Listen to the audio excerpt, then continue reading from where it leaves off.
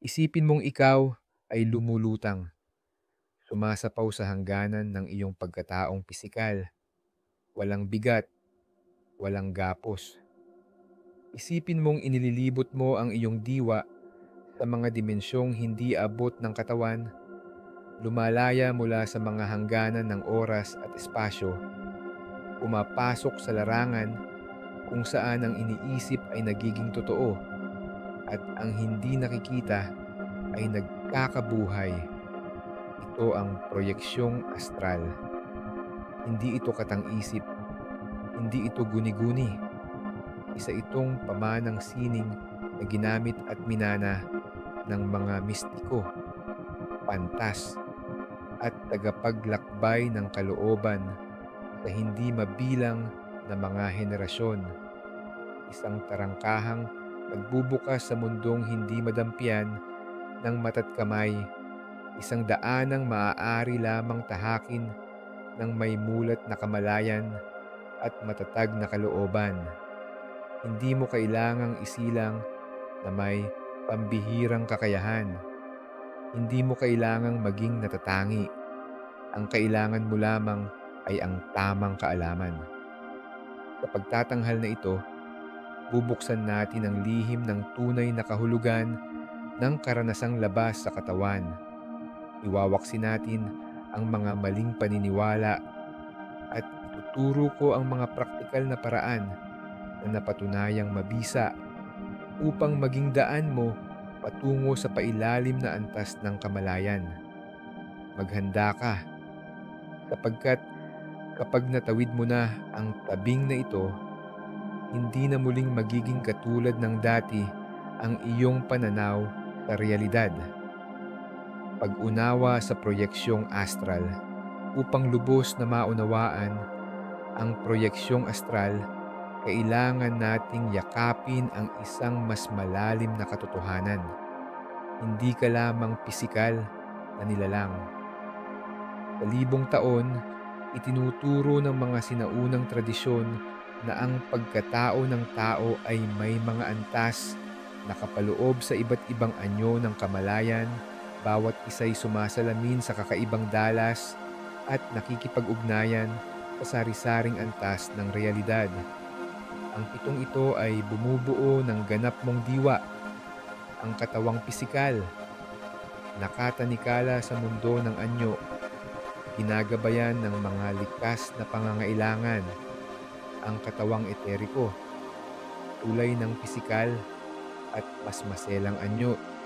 Anyo, pinagmumulan ng sigla at daloy ng lakas, ang katawang astral, pinakasentro ng emosyon, pagnanasa at damdamin, ang katawan na siyang lumalayo sa pisikal, ang mababang katawang mental, daan ng lohika, pag-iisip at istruktura ng kaisipan.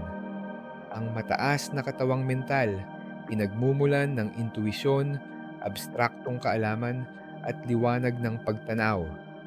Ang katawang budhit, kalagayan ng dakilang pag-ibig, dunong at liwanag espiritual. Ang katawang atmik, pinakadalisay at sukdulang ugat ng banal na kamalayan. Ang bawat anyong ito ay may kani-kaniyang dalas at nasasaklawan na dimensyon ng pag-iral. Sa oras na maganap ang proyeksyong astral, humiwalay ang katawan mong astral mula sa katawan mong pisikal. Pinapayagan kang tuklasin ng may buong kamalayan ang mga daigdig lampas sa tanaw ng limang pandama. Ngunit hindi ito mistikong bihira o kakaibang hiwaga. Sa katunayan, mas madalas mo itong napagdadaanan kaysa iyong natatanto. Nadama mo na ba na para bang ikaw ay lumulutang sa gitna ng panaginip? O kaya'y naranasan mong mistulang tinitingnan mo ang sarili mo mula sa malayo, parang isang panauhin sa sariling katawan? Ito'y mga senyales ng biglaang proyeksyong astral, isang sulyap sa kabila ng gising na kamalayan. Ang kaibahan, sa sinadyang propyeksyong astral, ikaw ang ganap na may hawak at mulat, nagagawang gawing landas at layunin ang dating lihim at ligaw na karanasan. Karunungan ng sinaunang mundo, ang proyeksyong astral ay hindi likha ng modernong imahinasyon. Binanggit ng matatandang Ehipto ang Ka, isang maselang katawan ng enerhiya na kayang humiwalay at maglakbay patungo sa piling ng mga Diyos. Sa Hermetisismo, itinuturing itong pakahalagang pamamaraan sa paghubog ng sarili, isang tulay ng materyal at ng banal. Ang malaking tagasaliksik na si William Bullman minsang nagsabi, ang pisikal na katawan ay laylayan lamang, ang tunay na paglalakbay ay nagaganap lampas sa mundo ng anyo. Hindi ito pribilehiyo ng mga mistiko, monghe o albularyo lamang.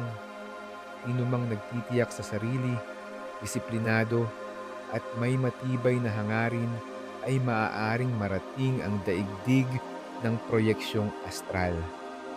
Ngunit upang malinawang matungtungan ang daan, dapat munang kilalanin ang kaibahan nito sa panaginip na may kamalayan at unawain ang nagsasariling batas ng mundo astral. Proyeksyong astral at panaginip na mulat, ang pagkakaiba. Madalas na mapagkamalang magkatulad ang proyeksyong astral at lucid dreaming, subalit may malalim na pagitang naghihiwalay sa dalawa. Sa panaginip na may kamalayan, nananatili ang diwa sa mundo ng sariling likha, isang realidad mula sa saplot ng walang malay na isipan, gunita at damdamin. Lahat ng maranasan ay nabibigkis ng sariling utak. Samantalang sa proyeksyong astral, ang kamalayan ay tuluyang iniaangat palayo sa katawan, papasok sa isang panlabas at independenteng dimensyon. Ang daigdig ng astral, hindi ito basta-basta guni-guni. May sariling estruktura, may likas na batas, at may mga nilalang na umiiral ng lampas sa isipan ng tao. Sa mundo astral, walang lunan at hangganan, isang sigla ng enerhiya at kamalayan. Ang oras dito'y hindi umaagos na gaya ng mundo natin. Ang espasyo'y paggalaw at nagsusunod sa bawat likha ng intensyon. Ang anyo at laman ay tugon sa nilalaman ng diwa at lakas. Ipinagtatapat ng mga nakaranas ng proyeksyong astral ang tungkol sa pakikiharap sa mga nilalang espiritual, lungsod na mahimbing sa liwanag at kabangyaman ng dunong na walang hanggan.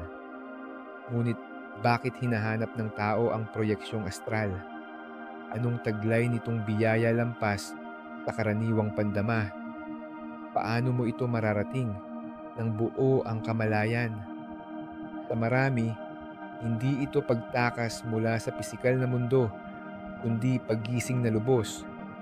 Paniniwala na ang kamalayan ay hindi nakakulong sa katawan at na may higit pang katotohanan na hindi ninyo pa natutunghayan. Isa sa mga pinakamalalim na kinatatakutan natin ay ang kamatayan. Ngunit kapag naranasan mo ang paglalakbay sa mundo ng astral, magiging maliwanag, ang kamatayan ay hindi ang katapusan, isang paglipat lamang ito. Higit pa rito nagbibigay daan ang proyeksyong astral sa kaalaman at karunungang nakatataas. May mga naghahanap upang mapagmasdan ang universo, ang iba upang makipag-ugnayan sa mga gabay espiritual, may iba na nagnanais lamang maranasan ang kapangyarihang umaanyo sa ating pag-iral. Bawat karanasan ay bukod tangi, hindi magbubukas ng iisang mukha ang mundo astral sa bawat manlalakbay. Ang paniniwala mo, ang ugong ng iyong kaluluwa at layunin ay lilikha ng iyong mararanasan. Ngunit anuman ang pagkakaiba ng landas, sa lahat ng naglalakad, naririyan ang iisang batayan: pagtitiyaga, disiplina, pagsuko ng sarili. Kailangan pahingahin ang katawan, ngunit ang diwa ay dapat nananatiling mulat. Ito ang susi, at kapag natawid mo na ang hangganang iyon, wala nang talagang tuwirang hadlang sa bisa ng iyong paglalakbay. Gayunpaman, bago tahakin ang lansangan lampas sa anyong pisikal, kailangang maunawaan ang tunay na likas ng mundong sasalubungin mo, ang mundo ng astral. Ang mundo ng astral, sa kabila ng pisikal na mundo, naroon ang mundo ng astral, isang realidad na hinabi mula sa likidot buhay na enerhiya, kung saan ang isipan at damdamin ay umuukit ng kaganapan. Salungat sa lupaing bagamat kabalikat nito ang hangganan ng oras at espasyo, ang astral ay bahagi ng daloy ng kamalayan mismo. Dito, sandali lamang ang paglipat o paglakbay. Ang mga pader at balakid ay walang saysay. Nabubuwag ang layo sa iisang sandaling guni-guni. Ngunit ang mundo astral ay hindi iisa at tiyak. Ito ay mga sapin-saping realidad, patuloy na nagbabago ayon sa dalas at tanaw ng manlalakbay. Mararating ng mangilan-ngilan ang mga pinakamataas nito, mga lungsod na lalong maningning kaysa liwanag ng araw, himpilan ng sinaunang karunungan, mga parang ng lakas na walang hanggan, kung saan ang liwanag ay sumasayaw na tila may buhay. Wika nga ng okultistang si Eliphas Levi, ang nakikitang universo ay may di nakikitang ugat, at ang mundo astral ay ang sinapupunan kung saan unang nabubuo ang mga kaganapan. Sa ilang bahagi ng daigdig astral, may kaayusan, tahanan ng may kamalayang nilalang at sagrado't naglalaman ng kaalaman. Ang ibang bahagi ay aninag at nililikha ng umuugong mong emosyong pansarili. Dito, ang iniisip ay nagiging totoo, isang biyaya sa may talim ng diwa, isang panganib kung ang makapangyarihan ay ang iyong takot. Maaari ba akong maligaw sa daigdig astral?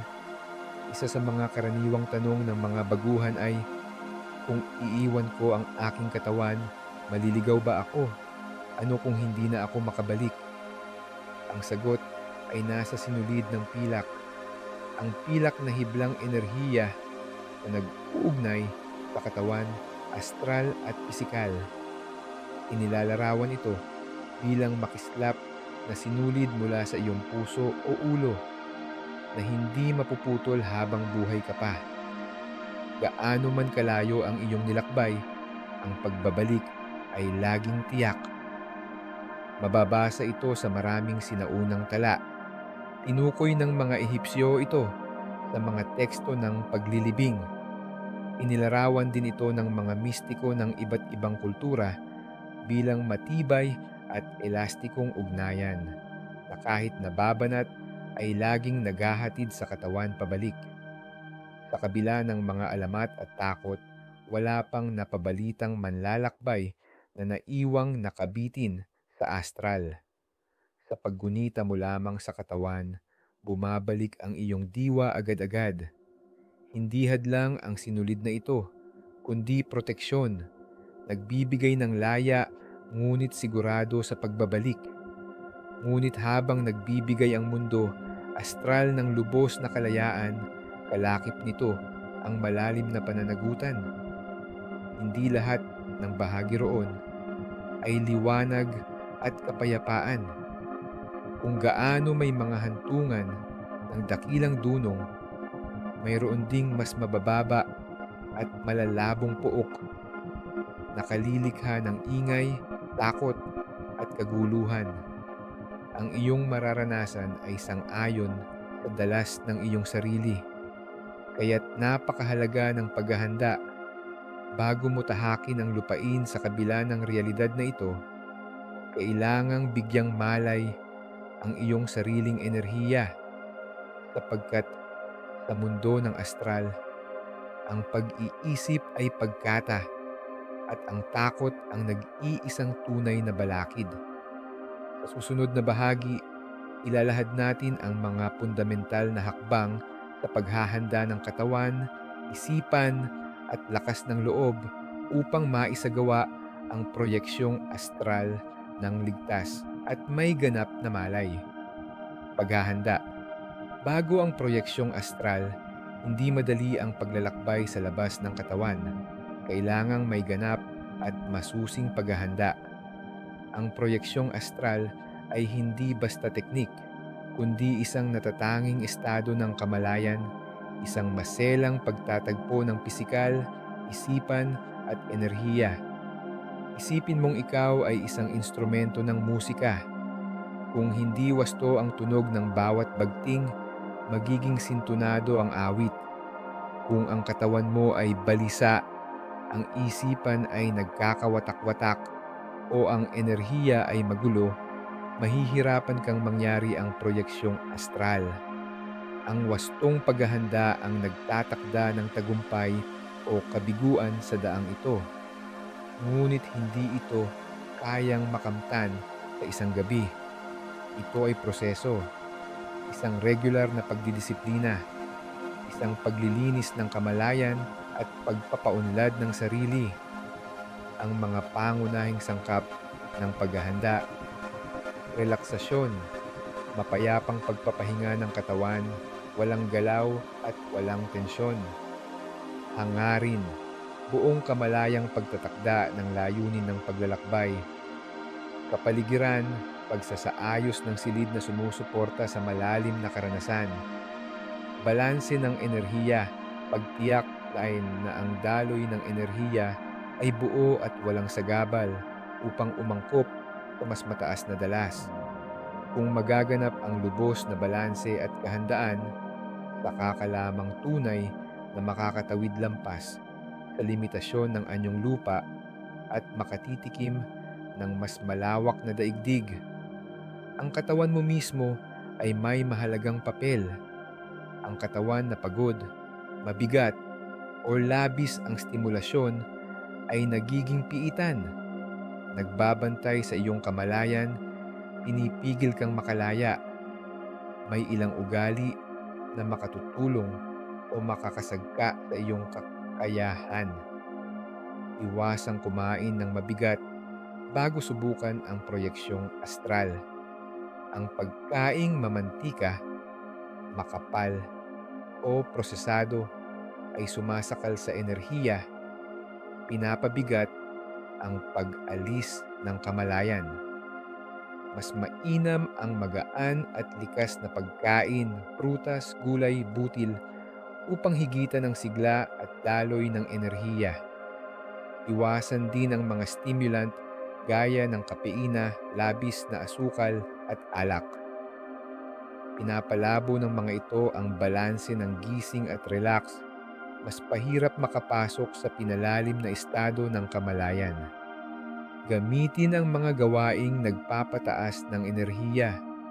Ang pagmumuni-muni, masinsing paghinga, at malikhaing pag-iisip ay isinusuri at iniaangkop ang daloy ng enerhiya.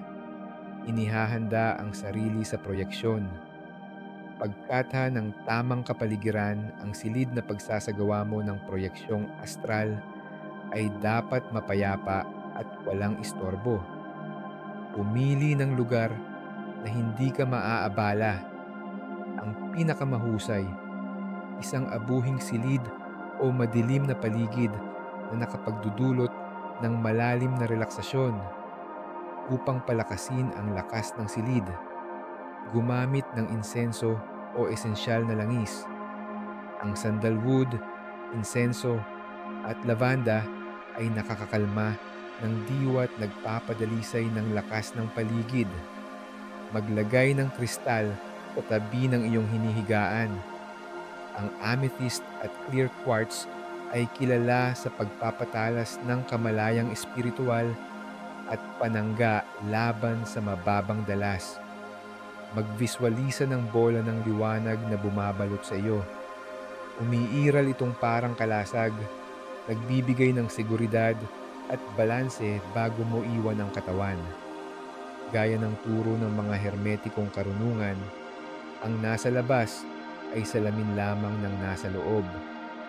Kapag may armonya ang iyong paligid, nadadala mo ang kapayapaan sa sarili, isang paghahatid sa mas swabe at malayang pagtawid ng kamalayan. Relaksasyon ng katawan, susi upang pakawalan ang kamalayan. Sa proyeksyong astral, dapat lubos na pahupain ang katawan. Tila nawawala, ngunit nanatiling gising ang isipan. Matatanim ang ganitong balanse sa pamamagitan lamang ng masusing relaksasyon. Mga hakbang ng relaksasyon, humiga ng tuwid sa pwestong pinakakomportable. Siguraduhing tuwid ang gulugod, ang mga kamay ay nakatabi sa katawan at ang mga paa ay magkahiwalay ng kaunti. Pumikit na marahan at huminga ng malalim. Sa bawat paglanghap, damhin mo ang katahimikan. Sa bawat pagbuga, hayaang lumisan ang lahat ng bigat at tensyon. Gamitin ang progresibong relaksasyon. Simulan sa paa. Ipitin ang mga kalamnan, pakawalan. Magpatuloy pataas. Relax ang mga binti, tiyan, bisig, balikat at mukha. Sa bawat hinga, maduwag ang bigat at palutangin ang katawan. Animoy nawawala na sa paligid. Kapag dumating sa yugto na parang magaan na magaan, waring wala na ang katawan, senyales ito na nagsisimula ng humiwalay ang astral body. Kalinawan ng isip, di matatawarang susi, ngunit hindi sapat ang relaksasyon lamang. Dapat ring matutong huminahon at tumahimik ang isipan. Maraming baguhan ang nabibigo. Kahit relax ang katawan, magulo pa rin ang ulo't iniisip. Dito mahalaga ang disiplina ng pagmumuni-muni. Ang utak na nasanay sa katahimikan ay mas madaling maglakbay sa astral. Bago sumubok, maglaan ng ilang minuto upang pagmasdan ang iyong hininga. Hayaan ang mga iniisip, parang ulap na dumarampi, ngunit hindi mo kinakapitan, tulutang maglaho ng kusa. Wika ng mga sinaunang mistiko, walang tunay na salamangkero na hindi nagmumuni-muni. Ang payapang isipan ay susi ng di nakikita. Kapag naabot mo na ang ganap na relaksasyon, ang katahimikan ng diwa at pagkakaayon ng enerhiya, handa ka ng tahakin ang mga teknik na maghihiwalay ng kamalayan mo mula sa pisikal na katawan at isilang ang iyong paglalakbay sa daigdig astral. Mga teknik ng proyeksyong astral daan taon ng hinalubhog ng mga tagapagsaliksik ng kamalayan, ang sari-saring teknik upang maranasan ng may ganap na malay ang proyeksyong astral. Bagamat likas na nangyayari ito, kung minsay bigla, ang sinadyang paglalakbay ay nangangailangan ng tiyaga, malay at mastery ng tamang paraan. Ang mga pamamaraang iyong matututuhan ay sinubukan at pinuhin ng saling-saling lahi at napatunayang mabisang landas. Ang tagumpay ay nakasalalay sa sipag, tiyaga at kalinawan ng isipan. Simulan natin. Teknik ng lubid, isa sa mga pinakakinikilalang paraan. Ang rope technique ay likha ni Robert Bruce sa Astral Dynamics. Simple, ngunit makapangyarihan, angkop para sa mga baguhan. Paano ito gawin? Humiga ng komportable sa isang tahimik at madilim na silid. Hayaang lubos na magpahinga ang katawan, panatilihing gising ang isipan. Pumikit at maglarawan ng hindi kitang lubid na nakabitin sa itaas. Damhin ang tekstura, bigat at presensya nito na tila abot ng iyong kamay. Sa imahinasyon, iunat ang kamay at mahigpit na dakmain ang lubid. Hindi gagalaw ang totoong katawan. Sa isip lamang ito magaganap. Isalarawan ang pag-akyat, hakbang-hakbang, kamay pagkatapos ng kamay. Sikaping maramdaman ng malinaw ang bigat at sensasyon ng paghatak pataas. Magpatuloy sa pag-akyat hanggat maramdaman ang kaginhawaan o pagbabago ng kamalayan. Kapag tama ang timpla, maaari mong maranasan na para bang sumisibol o umaangat mula sa katawan. Hudyat ng unti-unting paghiwalay. Ang teknik na ito ay nakasalalay sa lalim ng mental focus at makatotohanang sensasyon. Kapag mas matindi ang pakiramdam ng galaw, mas pabilis ang paghiwalay. Teknik ng pag-alon ng enerhiya, karaniwan din gamit ng mga bihasang manlalakbay. Ang teknik na ito ay ginagamit ang natural na alon ng enerhiya upang padaliin ang paghihiwalay. Ayon kay Waldo Vieira, isang tanyag na iskolar ng labas-katawang karanasan, ang estado ng pag-alon ay tanda ng buot aktibong enerhiya. Ito ang senyales na magkakaayon na ang diwa at likas na sigla para sa proyeksyong astral. Paano ito gawin? Humiga sa komportabling posisyon at huminga ng malalim. Pahupain ang diwa't katawan. Ituon ang pansin sa galaw ng enerhiya sa loob. Isipin na ang daluyong ng liwanag ay umiikot mula paapaitaas, bumabalik pababa. Dagdagan ang tindi at bilis ng daloy. Maramdamang dumadaloy ito sa buong katawan na parang kuryente. Hayaang marating ng alon ng rurok, tuloy-tuloy at matatag. Kapag nadama mong nanginginig, tila buong katawan ay nababalot ng kakaibang sigla, manatiling kalmado at walang takot. Habang lalong lumalakas ang alon, itulak ang kamalayan upang bumukod sa katawan. Madalas, ang masidhing pag-angat ay may kasabayang biglaang paghihiwalay. Ang estado ng pag-alon ay pinakatumpak na senyales ng nalalapit na proyeksyon. Tiyakin ang pagiging payapa habang lumalakas ang kakaibang pakiramdam na ito. Teknik ng pagkaantala sa pagtulog. Sinusulit ng pamamaraang ito ang hypnagogia, ang manipis na pagkakataon sa pagitan ng paggising at pagkakatulog, na doon pinakamadaling mapasok ang proyeksyong astral. Paraan.